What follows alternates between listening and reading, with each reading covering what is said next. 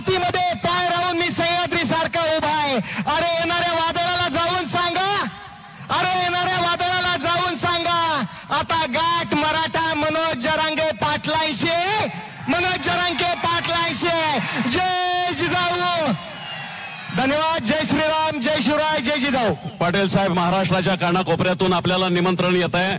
या ठिकाणी पाटण तालुक्यातील काही मंडळी आलेल्या आहेत आणि त्या पाटण तालुक्याच्या मंडळींची या ठिकाणी इच्छा आहे की आम्हाला तुमची कोणतीही तारीख द्या. तशा पद्धतीचं त्यांनी लेखी निवेदन दिलेलं आहे. मी विनंती करतो, छोटे आमचे शिवप्रभूच्या हस्ते तुम्ही ते निवेदन स्वीकारावं.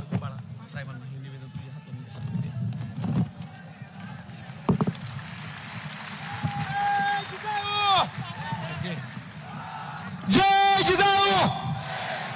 तुमचं आमचं नातं काय?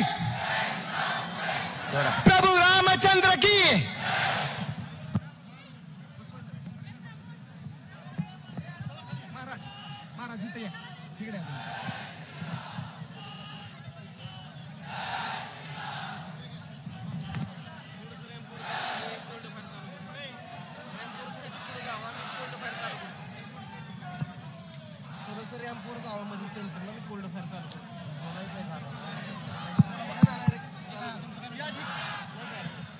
छत्रपतींची सासरवाडी, संभाजीराजेंचं मामाचं गाव, माझ्या छत्रपती सईबाईंचं माहेर. एकदा जोरदार छत्रपती शिवाजी महाराज की. धन्यवाद.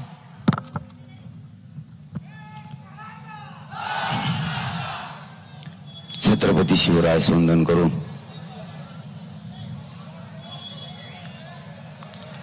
धर्मवीर छत्रपती संभाजीराजे राजमाता जिजाऊ मासाहेबांना वंदन करून सर्वच महापुरुषांना माझा मानाचा मुजरा.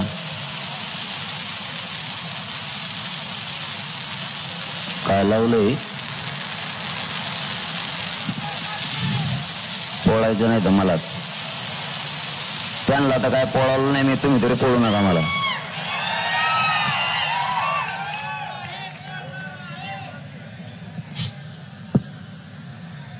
कृपया अनुज सुधीर जाधव हा मुलगा हरवलाय. कृपया कोण त्याचे पालक असतील, नातेवाईक असतील, कृपया घेऊन जा. अनुज सुधीर जाधव हा मुलगा छोटासा हरवलेला आहे. आमच्या पोलीस भगिनीकडे तो आहे. कृपया घेऊन जा. ठीक आहे, धन्यवाद. फलटण शहरातील आणि परिसरातील जमलेल्या माझ्या तमाम मराठा बांधवांना माझा मानाचा जय शिवराय.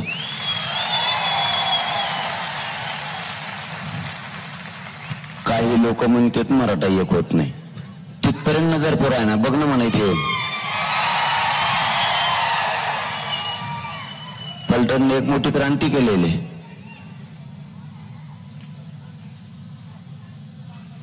फलटणला मोठा ऐतिहासिक इतिहास आहे.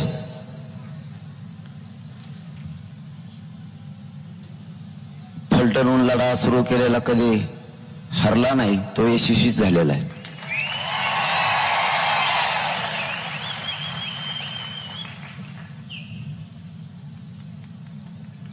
मी लई शॉर्टकट मध्ये बोलणार होतो. एवढी पब्लिक बघितल्यावर मी सगळंच बोलणार आहे तुमच्याशी. आता पुढची सभा आणखीन 2 घंटे लेट. तुमच्याकडे बी येतो, टेन्शन घेऊ नका. इकडे सुद्धा मी सगळीकडे हिंडत असतो.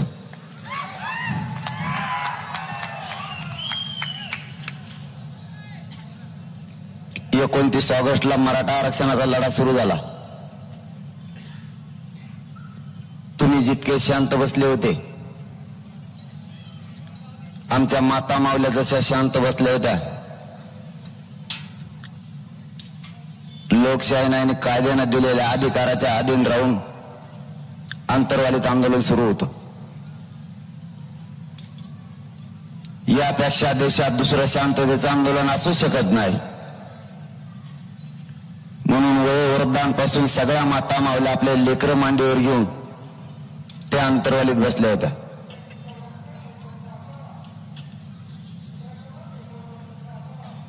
काय झालं? आरक्षण आलं काय ते?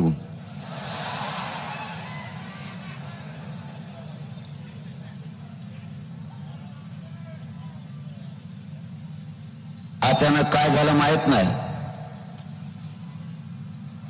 तिसरा दिवस उजाडला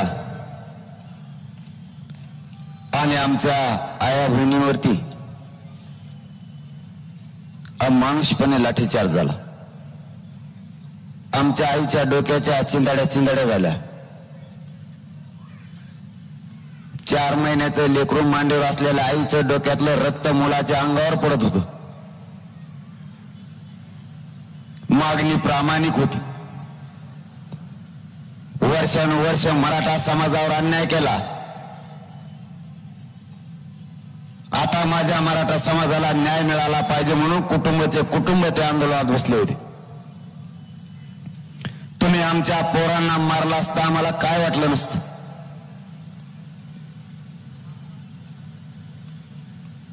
त्या निष्पाप माता माऊलींना तुम्ही इतकं मारलं की एका माऊलीला 34 की 22 असे टाके पडले. कोणाचे हात मोडले तर कोणाचे पाय मोडले. एका पोराच्या छातीत 35 गोळ्या घुसल्या.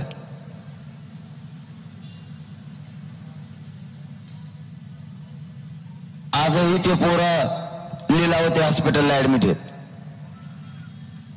आम्ही काय पाप केलं होतं या प्रश्नाचं उत्तर सरकारकडून आणखीनही मिळालं नाही. इतकं निर्दयी सरकार मी माझ्या उभ्या जीवनात बघितलं नाही.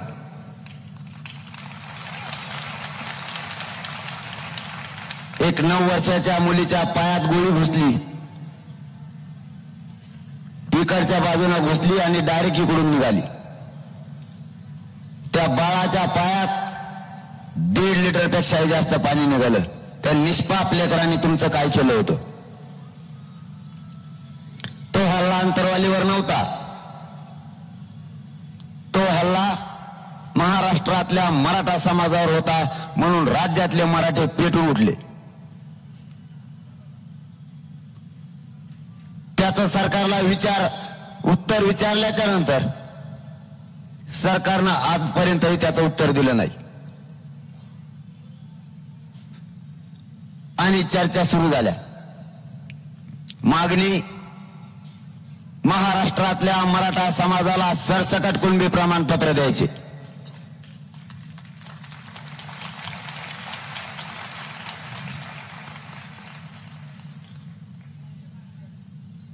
या मागणीचा अर्थ सुद्धा तुम्हाला सांगतो. सगळ्यांना माहिती आहे, परंतु आपल्या माणसांना फोडून सांगितल्याशिवाय लक्षात येत नाही. पूर्वीच्या काळात आपल्या आजोबा पणजोबा सगळ्यांचेच जर कुठं सोयरिकीसाठी गेले तर मुलीकडचे विचारायचे मुलगा काय करतो, तर मुलाकडच्यांना सांगितलं जायचं आमचा मुलगा एकटा 15 एकर कुणबी ओढतो म्हणत होते का नाही? तुमच्याकडे सोयरीक होत नव्हत्या काय? काहीतरी म्हणा ना. नाही हा काहीतरी म्हणा ना. फक्त फरक एवढा झाला की कुणबीला सुधारित शब्द आला शेती. पूर्वी शिक्षण कमी असल्यामुळं कुणबी म्हणलं जायचं. आता शिक्षण घेतल्यामुळं सुधारित शब्द शेती झाला. असा या राज्यात या देशात एकही माणूस नाही की तो शेतकरी नाही. मग फक्त शब्दात फरक झाला म्हणून कुणबी प्रमाणपत्र घ्यायचे नाही का? उदाहरणार्थ पूर्वी आपल्या आजोबा पणजोबा चपलीला पायतान म्हणायचे. आता सुधारित शब्द त्याला चप्पल आला. मग चप्पलच घालायचे नाही का आता? पूर्वी आपण हॉटेल म्हणायचो. सुधारित शब्द आता रेस्टॉरंट आला. मग चहा प्यायचा बंद करायचा का आपण आता? शेती कसणारा तो मराठा. मराठ्यांना 2 अंग आहेत. एक मराठा क्षत्रिय, त्याला लढण्याचं सुद्धा माहिती. आणि दुसरा अंग तो शेती कसतो आणि या देशाला धान्य पुरवतो, याला 2 अंग आहेत. आमच्या एका भावाला कुणबी प्रमाणपत्र आहेत, ज्यांचे आमचे रक्ताचे नातेसंबंध आहेत विदर्भात. मराठवाड्याचे आणि विदर्भाचे रक्ताचे नाते आहेत. मराठवाड्याचे आणि पश्चिम महाराष्ट्राचे रक्ताचे नाते आहेत. पश्चिम महाराष्ट्राचे आणि मुंबई आणि कोकणचे रक्ताचे नाते आहेत. मराठवाड्याचे आणि खानदेशचे सुद्धा रक्ताचे नाते आहेत. याचा अर्थ आम्ही भाऊ आहेत.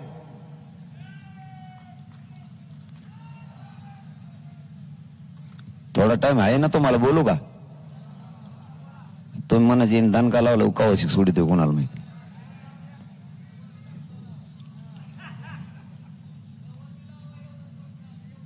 आम्ही गळून जाईन ना हे लोक बोलल्यावर.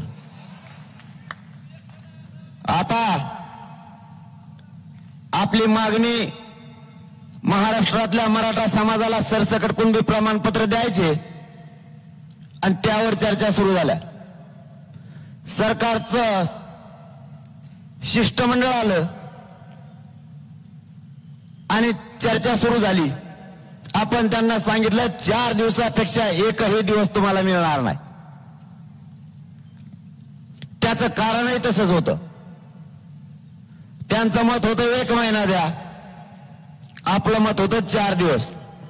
आता आपलं 4 दिवस का होतं ते तुम्हाला सांगतो.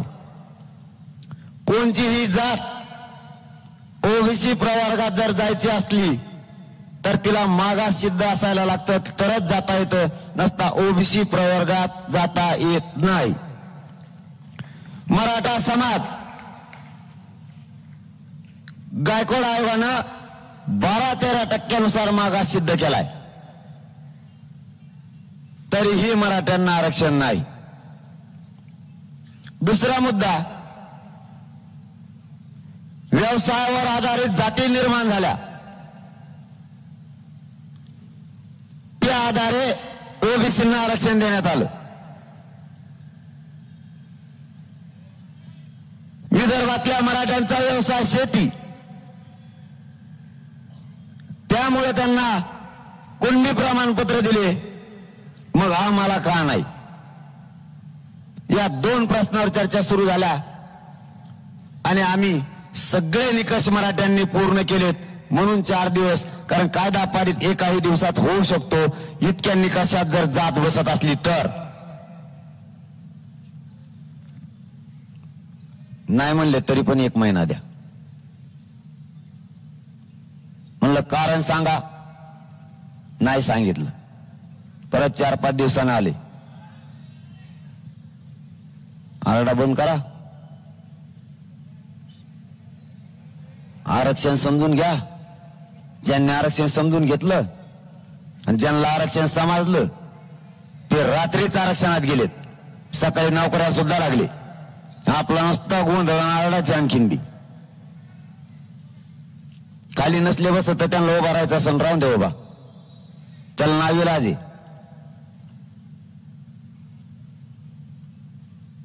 ज्यांना ऐकू येतंय ते फक्त ऐका.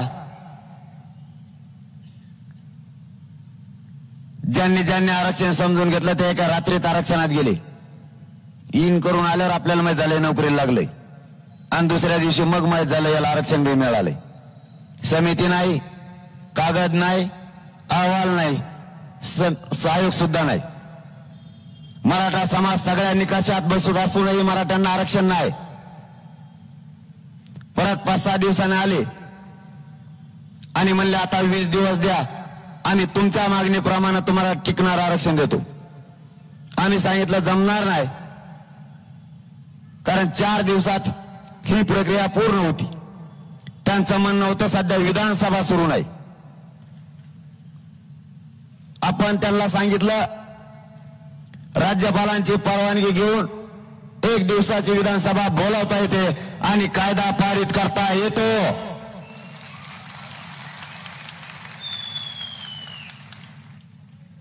मग म्हणले साहेब आली चिरून येतो, आणखीन माघारीत नाही आलं.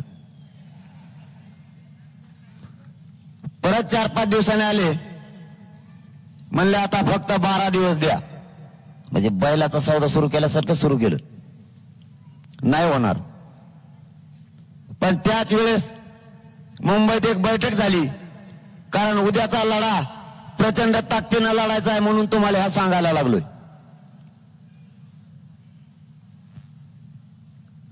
त्याच वेळेस मुंबईत बैठक झाली, सत्ताधाऱ्यांसह सगळ्या पक्षानं एक ठराव पारित केला. तुमच्या मागणीप्रमाणे आम्ही आरक्षण देण्यास तयार आहोत, 1 महिन्याचा वेळ द्यावा. आम्ही थोडे सावध झालो. सत्ताधाऱ्यासह सगळे पक्ष जर एकत्र आले असले तर आपण वेळ दिला पाहिजे. आम्ही मराठा समाजाची बैठक बोलवली आणि समाजाला विचारलं, यांना 1 महिन्याचा वेळ द्यायचा का? समाजाने सांगितलं 40 वर्ष गेलेत, 1 महिना द्या. पण हे आमचं ठरलेलं त्यांना माहीतच नाही. त्यांचा असा डाव होता, अशी शक्यता आहे की ही वेळ देणार नाहीत, हे सगळं खापर मराठ्यांच्या डोक्यावर फोडायचं. तुम्ही वेळ दिला नाही म्हणून आम्ही तुम्हाला टिकणारं आरक्षण देऊ शकलो नाही. पण त्यांना माहीतच नाही आमचं इकडे ठरलंय. मग व्यासपीठावर बसले, म्हणले 1 महिन्याचा वेळ द्या. मग ते आम्हाला येडं समजित येत. त्यांना वाटतंय 4 दिवस देते म्हणजे यांना काही कळत नाही, हाडमोठी आहेत आणि येडपट आहेत. मला येडपट म्हणतात. मी दिसतो बिन तसं कसला गण नाही दिसत. त्यामुळे त्यांची बी चूक नाही ती, कारण मला किती वाऱ्या मोजातो मी, 35 किलो भरतो. त्यांना वाटलं याला आता बिंगून टाकू, बिंगून तिथूनच ठरवून येतात मुंबईतून. ते म्हणते याला बिंगून टाकू गेल्यावर, आणि इकडे आला ना खाली मान घालूनच जातो. कारण इथं जातवान मराठ्यांचं पिल्लू बसलेलं शेतकऱ्याचं सोपं नाही.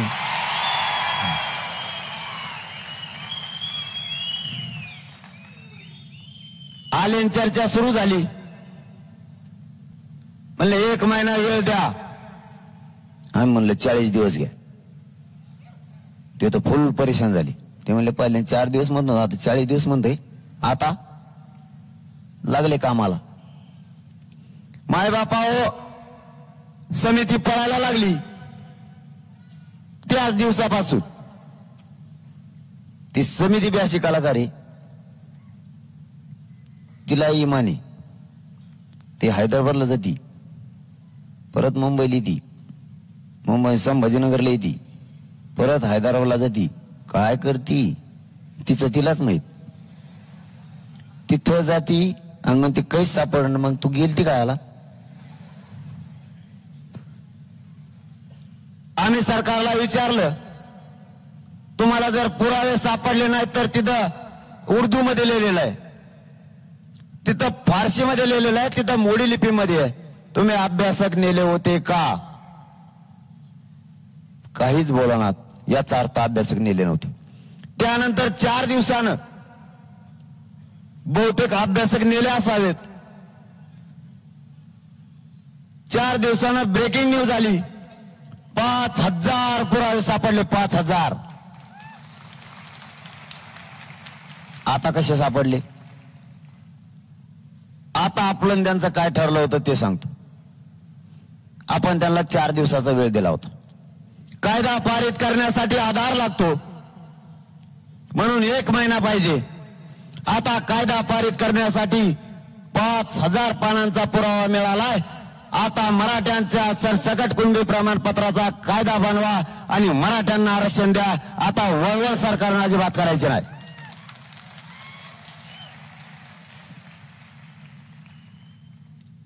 त्यांनी मधल्या काळात इतके डाव टाकले आपल्यावर आंदोलन मोडण्यासाठी.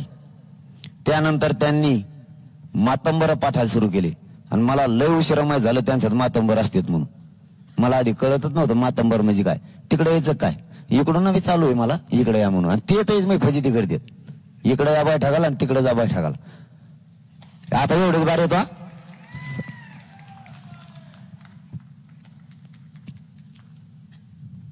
कुठे शिक चाललं होतं आपलं?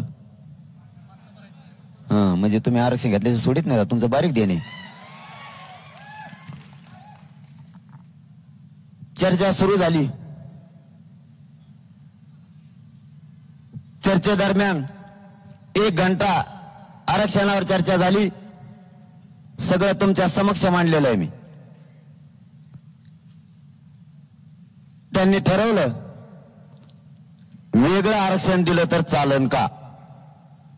म्हणलं हो हो म्हणलं. त्यांना वाटलं गुतला आता, पण त्यांनी पण ऐकलंच नव्हतं. पण लोकसंख्येच्या प्रमाणात मराठा म्हणूनच मराठा समाजाला वेगळा प्रवर्ग तयार करून 50% आत द्यावा लागेल तर जमतंय. वरचं आरक्षण आम्ही घ्यायला तयार नाही, पण एनटी व्हिजेंटी सारखा तो प्रवर्ग टिकला पाहिजे. मराठा म्हणून नावानं दिल्यामुळं तो टिकल का नाही याच्या शंका आहे. म्हणून त्यांच्यासारखा टिकत असला तर नसता सरसकट मराठ्यांना कुणबी प्रमाणपत्र द्या. 50% जात म्हणले ते म्हणले नको आपलं पहिलंच बरं आहे. परत कुणबीवरती सुरुवात झाली. दुसऱ्यांदी परत मातंबर आला. पण मातंबर आल्यावर महाराष्ट्रातून मला फोन सुरू झाले. ते म्हणले एवढे बेकार आहे, मोकळा माघारी जात नाही. म्हणलं माझ्या टप्प्यात येऊ दे त्याला. त्यांनी आला बरोबर सांगितलं कुणबी प्रमाणपत्र मराठ्यांना देता येत नाहीत. म्हणलं देऊ नका, कारण सांगा. त्याला आधार लागतो, कायदा पारित करायला लागतो तरच देता येते. मी सांगितलं देऊ नका, पण एक प्रश्नाचं उत्तर द्या. ओबीसी आरक्षणामध्ये तुमची जात गेली त्यावेळेस का आधार घेऊन आत गेली एवढं सांगा.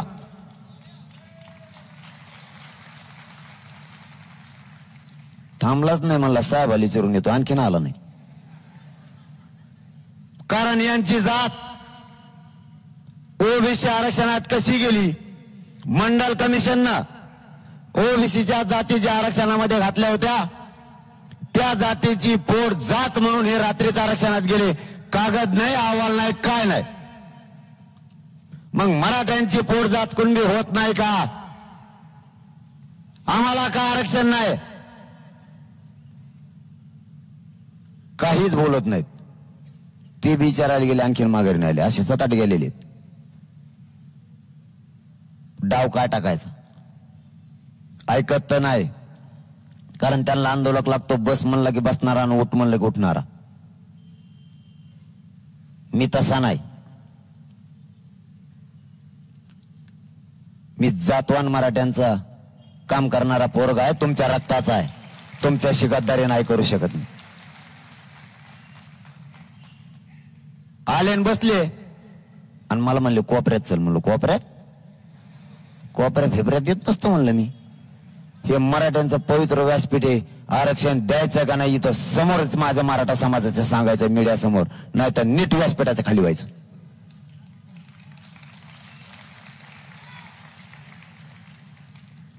मग म्हणले डाव काय टाकायचं. परत 15 दिवसांनी माझ्यावर एक आणखीन डाव टाकला. त्यांनी मला अगोदर हलक्यात घेतलं होतं, नंतर माझ्या नादी लागायचंच बंद केलं. त्यांचं डॉक्टरच आलं माझ्याकडे आणि ते डॉक्टर मला म्हणतो याला किडनीच नाही. मला आयला मी फुल टेन्शन मध्ये आलो ना. म्हणलं माझ्या बापान तपासलं नाही मला एखादी बार. उपोषण सुटल्यावर डॉक्टरकडे गेल्यावर पहिल्यांदा डॉक्टरला म्हणलं भाऊ माझ्या किडन्या तपासू, बाकीचं मग तपासू. डॉक्टर म्हणला दोन्ही किडन्यात. मग पहिलं का जाणाराचं मागचं लावलं होतं का? एकही डाव आपण त्यांचा यशस्वी होऊ दिला नाही, एकही. नंतर कदरून मला म्हणले पर्याय सांगा. म्हणजे पर्याय आम्ही सांगायचा, आंदोलन आम्हीच करायचं, लोक आमचेच, मागणी आमचीच, आणि तुम्ही काय करता मग? तरी पर्याय दिला. कारण मला तोडगा काढायचा होता. माझ्या मराठा समाजाला न्याय द्यायचा होता. माझ्या जातीवर खूप पिढ्यांना पारान्याय झालेला आहे, म्हणून मी पर्याय दिला. कारण अन्याय आता सहन होत नाही.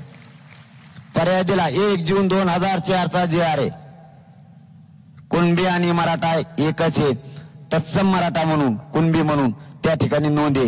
ओबीसी क्रमांक 83 वर म्हणलं त्या JR अटी शर्ती काढा, त्याच्या सुलभता आणा आणि सगळ्या कलेक्टरांना आदेश द्या महाराष्ट्रातल्या की मराठा समाजाला कुणबी प्रमाणपत्र देण्यात येत आहेत. तुम्हाला कायदा सुद्धा पारित करायची गरज नाही. ते आलेलं प्रतिनिधी असं खुश झालं. त्याला वाटलं काही खोयना पर्याय दिला, पण ते सापडा जे 17 वर्ष झाले ना त्याला, कोणत्या कपाटात ठेवलाय. इतकं पळालं की थेट मुंबईत गेलं. 2च घंट्यात ब्रेकिंग न्यूज आली. 2004च्या GR मध्ये दुरुस्ती. म्हणलं आता इथं होतं, इतक्या लवकर कसं काय झालं? परत 1 घंट्यात ब्रेकिंग न्यूज आली. सुधारित GR घेऊन आंदोलन ठिकाणी मंत्रिमंडळाचं शिष्टमंडळ निघालं. आम्हाला व्यासपीठावर टेकू सोडूस तर आमच्या आधी टेकले. म्हणजे त्यांना बेमान होतं वाटतं. मुंबई संभाजीनगर.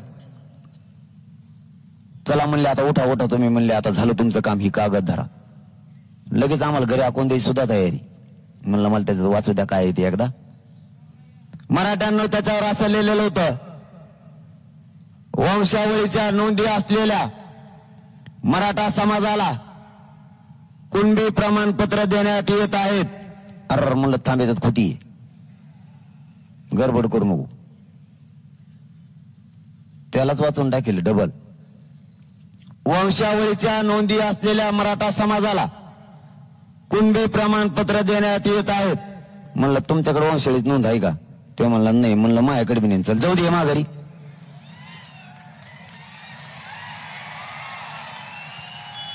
असे 3 कायदे पारित केलेले आपण वापस पाठवलेत. भावा हो, मला जर तुमच्याशी गद्दारी करायची असती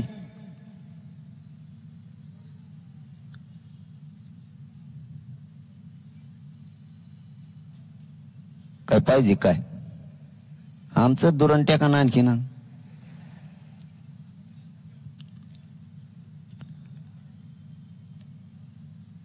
कुठशी घालता आपलं सांगा. हा म्हणजे मग देण कशामुळे माहिती आहे का? मी ते एक कॅम्प्युटर नाही, मला मध्ये बोलक जमत नाही. मी काय कॅसेट टाकली सुरू व्हायला. मला जर तुमच्याशी गद्दारी करायची असती या जातीशी तर मी करू शकलो असतो. कुठे केली असती ते सांगतो.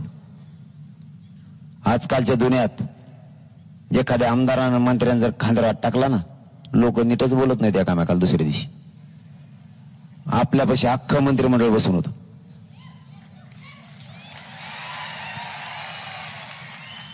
पण माझ्या जातीसाठी मी माझी इंचभर ही नियत ढळू दिली नाही. इंचभरही. मग मात्र त्यांचा विषय संपला आणि ते कामालाच लागले. त्यांनी ओळ केलं आता हे आरक्षण घेतल्याशिवाय मराठे थांबत नाहीत. माझी काय चूक? माझ्या मराठा समाजाची काय चूक की आम्ही लोकशाहीच्या मार्गाने मागणी केली आणि आमच्या लेकरा बाळांसाठी ते लागतंय. एका मंत्र्यानं मला सांगितलं, आम्ही त्यांना विचारलं विदर्भातल्या मराठ्यांना आरक्षण कसं? ते म्हणले त्यांचा व्यवसाय शेती. आणि म्हणलं मग आमच्याकडे काय समुद्र का? आम्ही का वाटी आणतो का इकडे? एकाला वेगळा न्याय आणि दुसऱ्याला दुसरा न्याय. 1967 आरक्षण दिलं, काय पुरावा आहे? काहीच नाही. 1990 आरक्षण दिलं मंडल कमिशननं, पुरावा काय? काहीच नाही. मंडल कमिशननं 14% ओबीसींना आरक्षण दिलं. ते एका रात्री 30% झालं कसं? याचा अर्थ तुमची लोकसंख्या 60% झाली. ते एकटाच म्हणतो आमची 60% लोकसंख्या आहे. ते नाही, मी नाव घेत का म्हणून घे सांगू का? ते मला मग एकट्याच्याच मागा लागली. महाआरक्षणाला विरोध नाही असं म्हणला, मग विषय संपला. आरक्षणाला विरोध केला की सुट्टीच नाही.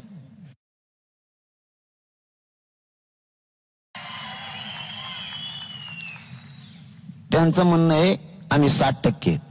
बरं तुम्ही 60%, सगळं तो याच मनाने होऊ द्या. खाय तोल कवर खाय तोवर. आमच्या गावात तो एक घर नाही तरी तू 60% खातो, एकटा 30% खातो. काय तुला काय खायचं खाय. आरक्षण खातो, ओपन मध्ये येतो, परत EWS खातो, किती खातो कोणाला माहित. काय तुला काय खायचं ते पण मोजा हो द्या त्यांच्याच मनानं. 60% ओबीसी, 34% मराठा, किती झाले? SC ST 20%, 150% लोकसंख्या असते राज्याची. आम्ही का पागल आहे का? आम्हाला काहीच कळत नाही का? मारवाडी, ब्राह्मण, मुस्लिम बांधव हे कुठं सोडितो? तोच गणित लावतो एकटाच. आता असं होणार नाही. ओबीसीच्या आरक्षणाला धक्का नाही लागला पाहिजे या मताच्या मराठी आहेत. पण तुमचं आहे ते तुम्ही खाल्लं पाहिजे. आमचं आम्हाला दिलं पाहिजे. तुम्हाला कायद्यानं 14% आरक्षण दिलेलं आहे.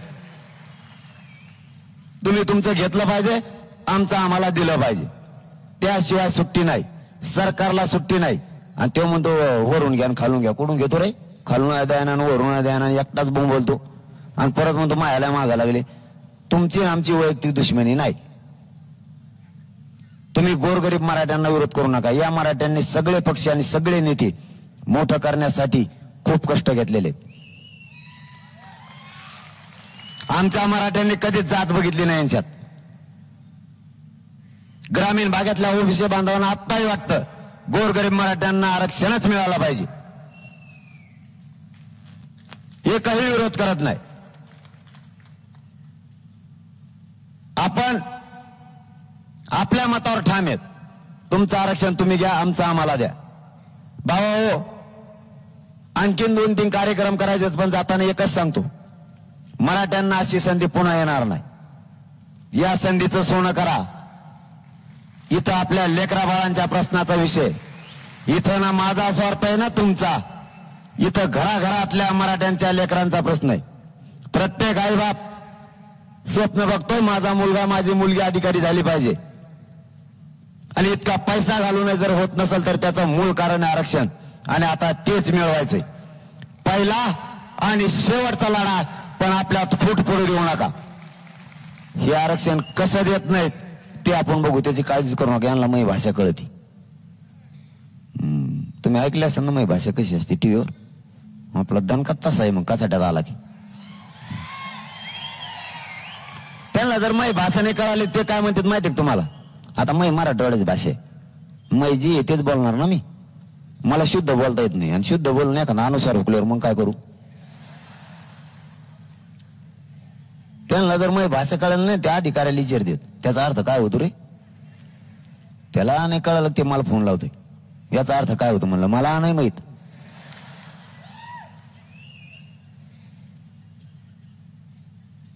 एवढ्याच वेळेस आपल्या मराठा समाजाच्या लेकरांच्या पदरात हे आरक्षणाचं पुण्याचं दान एकजुटीने टाकू लागा भाऊ. अशी संधी पुन्हा येणार नाही. कारण वेळ आपण दिलेला नाही, वेळ आपण दिलेला नाही, वेळ त्यांनी आपल्याकडून घेतलाय. इथं आपली जमेची बाजू आहे. वेळ जर आपण दिला असता आरक्षण द्यायचं की नाही द्यायचं त्यांनी ठरवायचं, पण वेळ त्यांनी घेतलाय त्यामुळे ते कोंडीत येत. पण आपली कसोटी, आपणही आपली कसोटी टिकवायची. कारण आपण छत्रपतींचे मावळे, छत्रपतींच्या मावळे कधीच गाफील राहत नव्हते. आपण गाफील राहायचं नाही. उद्यापासून तुम्हाला काम तुमच्या तालुक्यात, तुमच्या जिल्ह्यात, तुमच्या सर्कलनुसार तयारी सुरू करायची. आपलं सगळं उघड असतं. अंधारात सांगन, कोपऱ्यात सांगन, कानातन फानातन बोलत नसतो. काय करायचं सरळ, काय होईल ते बघून घेऊ. कारण हे राज्य आमच्या बापजाद्याचं आहे आणि मोठे करणारे माझे बापजादे आहेत. तुम्हाला आम्ही तुम्हाला आपलं म्हणून मोठं केलं. आज आम्हाला आरक्षण द्यायची वेळ आली, आमच्या लेकरांना, आमच्या लेकरांचे मुर्दे पडायला लागलेत, तर तुम्ही आरक्षणाला विरोध करायला लागलात. आम्ही त्यावेळेस आमच्या बापजाद्याने मदत करताना विचार नाही केला. तुमचे लेकरं परदेशात शिकायला गेलेत, तुमच्याकडे गाड्या झाल्या, बंगले झाले, पैसे झाले. ही माझ्या बापजाद्याची देणे. माझा बापजादा आताही फाटक्या कपड्यात आहे, पण तुला गाडीत येणेच बसवलंय. आज आम्हाला आरक्षण द्यायची वेळ आली तर तुम्ही आमच्या पोरांच्या बाजूने बोलायला सुद्धा तयार नाहीत. आरक्षण द्या म्हणून तुम्ही विरोध करायला लागलेत. पण सामान्य मराठ्यांनी लढा हातात घेतलाय. यांच्या नादाला लागू नका. यांना जर खेटलात तर तुमचं काय खरं नाही आता. कारण महाराष्ट्रात ही लाट उसळली, ही खूप पिढ्यांची खतखत होती, ती आता बाहेर पडली. ही आरक्षण घेऊनच आता थांबणार आहे. तुम्हाला उद्यापासून काम करायचंय. तुमच्या सर्कलमध्ये जेवढे गाव येतात त्या प्रत्येक गावातल्या घरातल्या मराठ्याच्या माणसाला जाऊन भेटायचंय आणि त्याला सांगायचंय आरक्षण कशाला पाहिजे हे त्याला घरात बसून समजून सांगायचंय. टीमा तयार करा. सगळ्या टीमांनी हे समजून सांगायचंय. आपण एकत्र काय यायचंय हे समजून सांगायचंय. कारण आपल्या खूप पिढ्या बर्बाद झाल्यात. आता पुढच्या होऊ द्यायच्या नाहीत. आता वेळ पण द्यायचा आणि आंदोलन पण टिकून धरायचं. तिसरा मुद्दा, एकानंही आंदोलन करताना जाळपोळ आणि उद्रेक करायचा नाही, शांततेत आंदोलन करायची. 2, महाराष्ट्रातल्या एकाही मराठ्यांच्या पोरानं मराठा आरक्षणासाठी आत्महत्या करायची नाही. कारण जर पोरच मारायला लागले तर ते आरक्षण द्यायचं कोणाला आणि आम्ही आंदोलन करून त्याचा उपयोग काय? जाळपोळ यासाठी नाही करायची, गोरगरीब पोरांवर केसेस होत्यात, त्याला शिक्षणात नोकरीत पुढे अडचण येते. या शांततेच्या आंदोलनानंच आरक्षण निर्णयाच्या प्रक्रियेत आणून ठेवलंय भाऊ. हे शांततेचं युद्ध हे सरकारला रोखत नाही आता. आणि या राज्यात आणि देशात एकही अशी शक्ती नाही की आता मराठ्यांचं आरक्षण आंदोलन हे रोखून दाखवेल, एकही नाही. म्हणून शांततेत करायचं. हे कसे देत नाहीत त्याची काळजी करू नका. मराठे यांच्या छातावर बसून आरक्षण घेते, तुम्ही काळजी करू नका. फक्त आंदोलन शांततेत करा. गावची गावं पिंजून काढा. मराठे पुन्हा एकदा एकत्र करा. आता झोपू नका, आपली कसोटी आहे. 24 तारखेच्या आत सरकार आरक्षण देईल अशी खात्री आहे. परंतु आता चालता चालता मिड्याच्या बांध्यामधून एक मला माहिती मिळाली, 30 दिवस वेळ मागितला. अरे घंटा मिळणार नाही, 1 घंटा. 30 दिवस तर बोला सोडून 1 घंटा सुद्धा मिळणार नाही. आता तुम्ही आमचा नादही करू नका आणि नादी पण आता लागू नका. सरकारला हात जोडून विनंती करून सांगतो, 24च्या आत आरक्षण द्या. नसता हे शांततेचंच आंदोलन होणार, पण तुम्हाला पेलणारही नाही, झेपणार पण नाही. आपली पण कसोटी आहे. सगळेजण घराघरातून तयारीला लागा, कारण आपल्या लेकरा बाळांच्या भविष्याचा आणि अस्तित्वाचा प्रश्न आहे. तुम्ही म्हणताल आम्ही गाव पिंजून काढले, सगळे सर्कल एक केलेत, पण करायचंय काय? तुम्हाला 22 तारखेला सांगणार मी राज्यात आंदोलन कसं करायचं. 22 तारखेला आपली आंदोलनाची राज्याची दिशा ठरणार आहे. कारण मी मराठा समाजाला विचारल्याशिवाय काहीच करत नाही. मी मराठा समाजाच्या शब्दाच्या पुढे जात नाही. कारण ज्या समाजाला मी मायबाप मानलं त्या समाजाशी गद्दारी करणारी पैदास माझी नाही. आणि हे मग काहीच करू शकत नाही.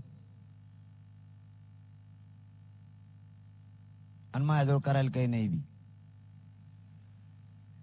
माझ्या घरावर सिमेंटाचे पत्रे ते भंगारा सुद्धा ऐकत नाही. त्यामुळे हे मग काहीच करू शकत नाहीत. आणि मी मरायला बेत नाही. मरायला बेत असतो तितक्याच हिंडलोच नसतो. त्याच्यात यांची कोणची जशी आहे ती म्हणते यांच्या जीवाला धोका आहे माया. आणि आग्या मोळ तुमच्या मागा लागल्यावर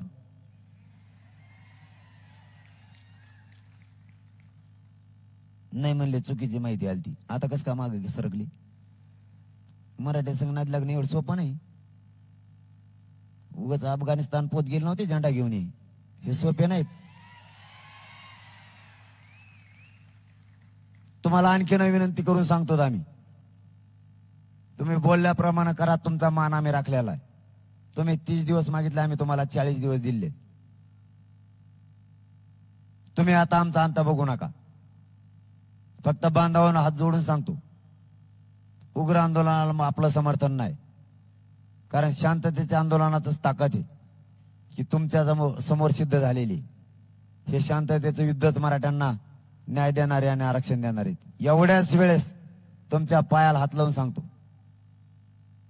आपल्यात फक्त मतभेद होऊ देऊ नका.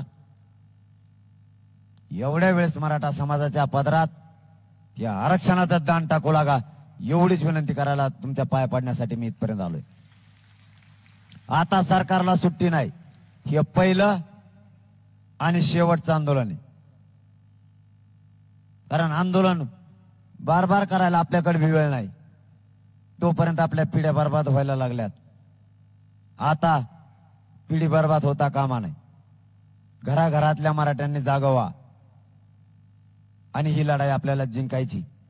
22 तारखेला मराठा समाजाची बैठक घेऊन आपण पुढची दिशा ठरवणार आहेत आणि मीडियाच्या समोर अंधारात फिंदरात नाही, पाठीत खंजीर आम्ही खुपशीत नसतो, आम्ही डायरेक्ट सांगत असतो.